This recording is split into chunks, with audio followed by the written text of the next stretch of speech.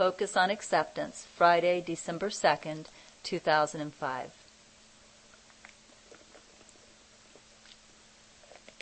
And it looks like this is just Holy Spirit speaking. I didn't have a question.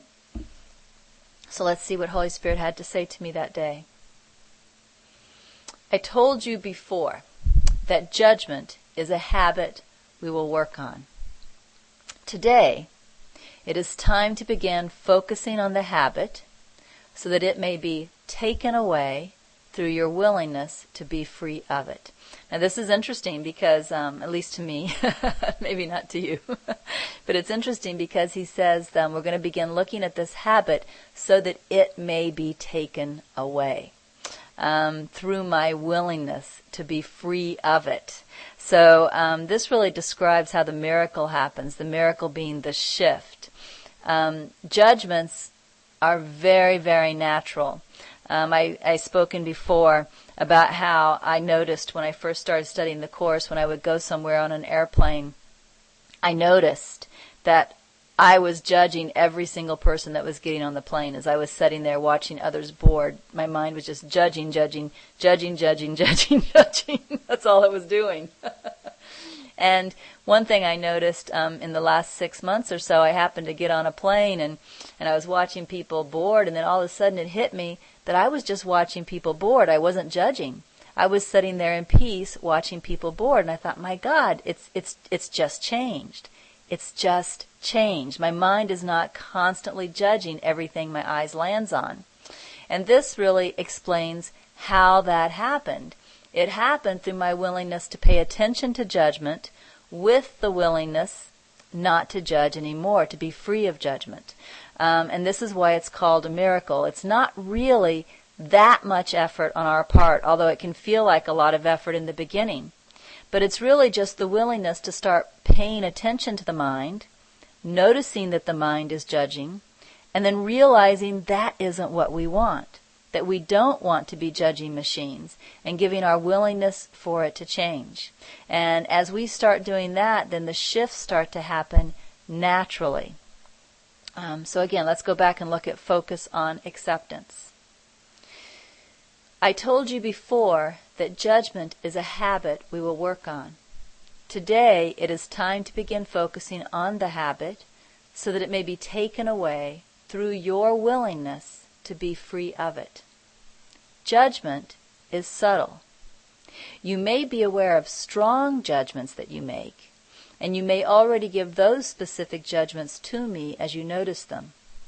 But you are not yet aware of the subtle judgments that you make with every thought. Look at that. With every thought. This is why I said we are judging machines. Judgment is a habit you continue to hold dear. You see your judgments as your identity. For your judgments make sense of your world according to your wishes and your desires.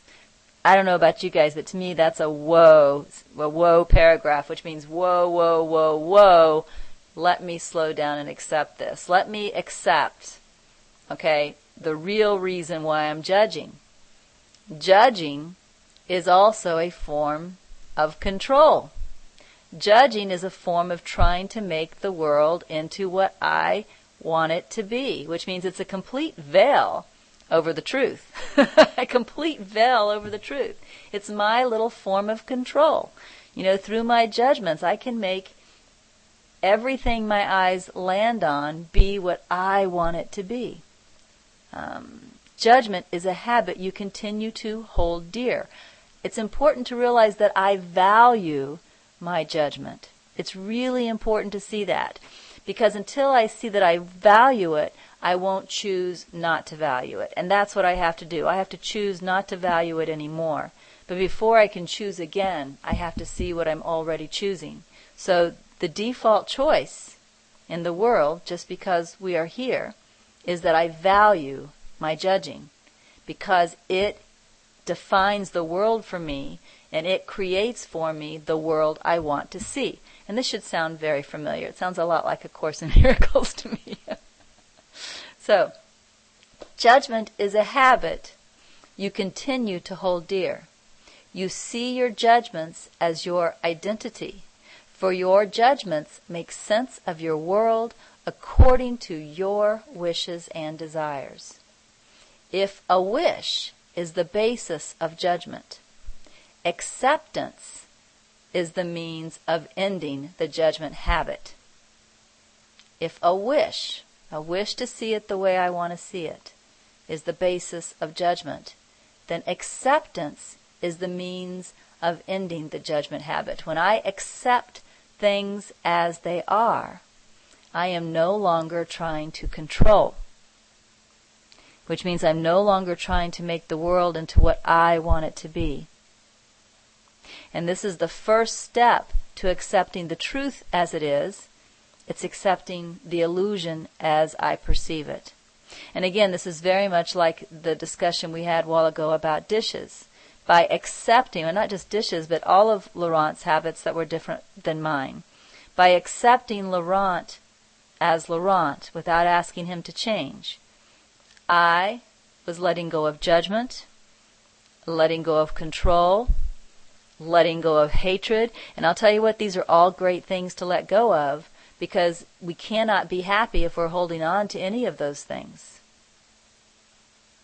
If a wish is the basis of judgment, acceptance is the means of ending the judgment habit. This is also how you will come to full willingness to lay any false identity aside as valueless.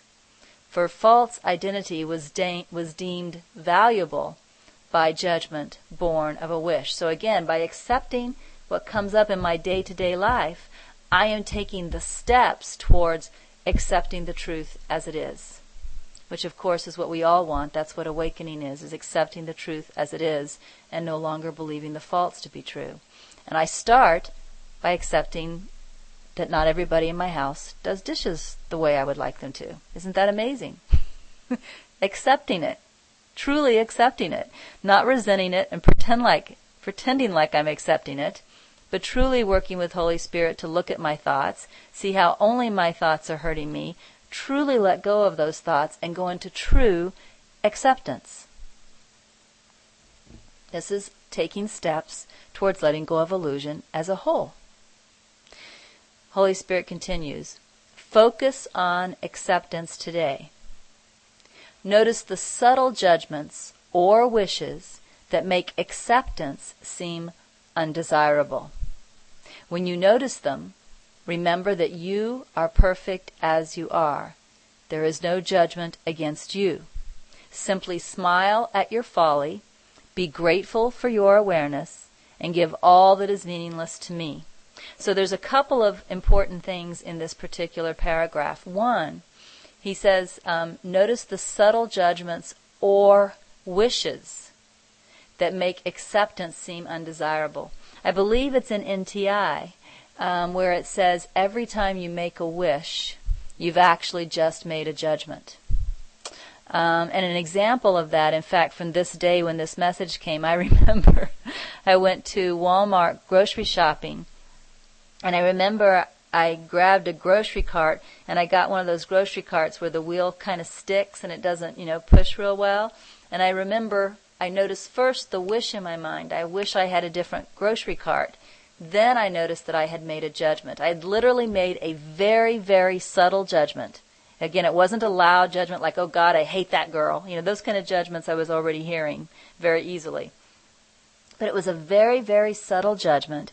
There was a thought in my mind that I could not be at peace with this shopping cart.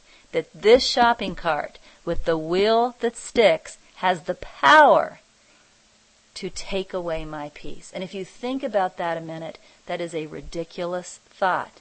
Yet I wouldn't be surprised if nearly everyone in the room has at some point grabbed a shopping cart, had the exact same thought without noticing it. And this is what Holy Spirit is asking us to look at in this particular message. These subtle, subtle judgments that we make all of the time, so much all of the time that we don't even notice them. We don't even notice them. We just make them and go on. Because it's these subtle judgments, they actually do count. Maybe I don't feel a huge stab of anger when I grab that shopping cart, but there is a little mild twinge of annoyance. And if I allow these types of subtle judgments to continually go by without paying any attention to them, they do add up to the effect of a great big ego storm at some point. This is what happens. We just keep piling the judgments up until, something happens, and it's the hair, what is it they say? The last straw on the camel's back. And it blows up into an all-out ego storm, and we wonder, where did this come from? Well, this came from us not watching our mind over the last 2 days, 3 days, 2 weeks, 3 weeks, whatever. That's where it came from. But one thing we have to realize is we aren't good at watching our mind, and we have to allow Holy Spirit to teach us to watch our mind, because we so blindly just listen to our thoughts without noticing what we're doing. We're really blind, very blind. And so Holy Spirit is helping us to open our eyes. And one little hint that He's giving us here is whenever you make a wish, you've just made a judgment. Pause and look for the judgment. Notice what's going on in your mind. Let's see, Lord Blue.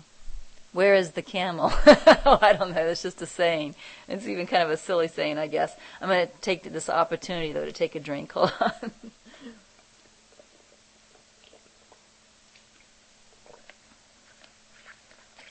So again, Holy Spirit is saying, focus on acceptance today.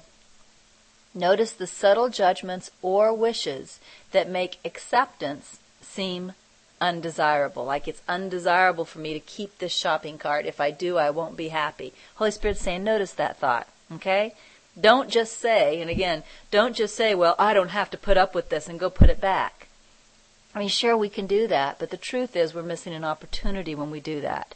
What we miss is the opportunity to see there's a belief in our mind that says things have to be a certain way or I can't be happy. And what's much more important is for us to let go of that belief. That's much more important than having the right shopping cart while I'm at Walmart for 30 minutes. You guys get this? I got it that day. So, focus on acceptance today. Notice the subtle judgments or wishes that make acceptance seem undesirable. Now, notice what he says in the next sentence. When you notice them, remember that you are perfect as you are. The reason he's telling us that is because he knows the ego in our mind. And he knows that when we notice that we're judging the shopping cart, that we're believing we can't be happy with this shopping cart, our next ego tendency is to judge ourself for judging.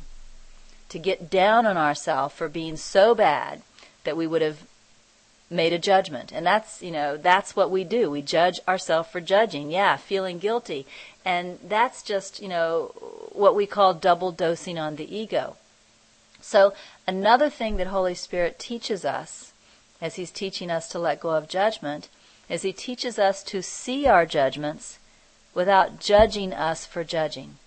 And we can't let go of judgment. We aren't allowing the miracle if we're judging ourselves for judging, if we're constantly beating ourselves up for not getting it right. We aren't allowing the miracle.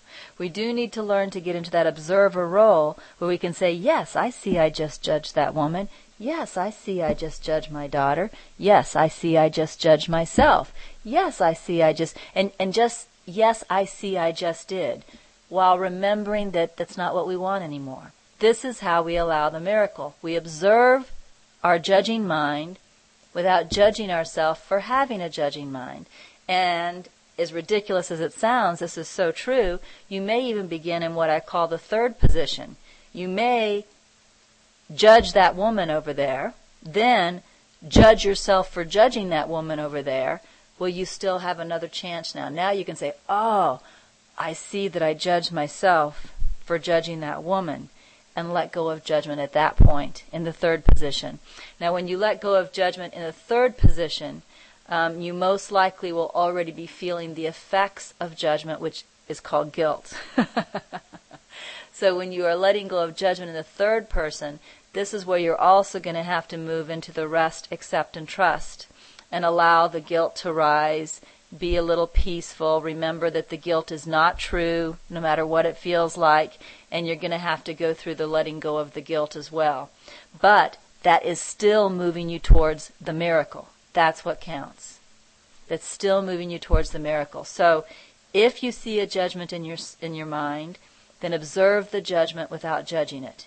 If you judged it, then let go of judgment in the third position by allowing the release of the guilt by not believing it. And Lord Blue is asking me if I could explain the third position. Yeah, it's just my own little made-up term. So here's the first position. First position is just the judgment appears. I'm typing it out. That's the first position, the judgment appears.